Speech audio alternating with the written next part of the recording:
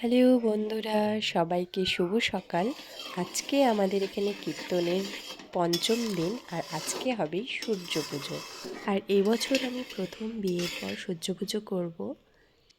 তো আমাকে সাহায্য করার জন্য আমার ঠাকুমার শাশুড়ি এখানে চলে এসেছেন। আর কি সুন্দর করে খইয়ের মুরকি বলে এগুলোকে, মুরকি, যেটা গোপাল কৃষ্ণ শ্রীকৃষ্ণের প্রিয় প্রসাদ ছিল, প্রিয় খাবার ছিল। তো সেটাই আমরা বানাচ্ছি গোপালকে দেওয়ার জন্য। খুব সুন্দর করে ঠাকুমা বানিয়ে দিয়েছে, আমার কাছে এত সুন্দর হতো না। তারপরে সুন্দর করে সেজেগুজে আমি সূর্য পুজোর উদ্দেশ্যে রওনা দিলাম। তো আপনারা দেখতে থাকুন।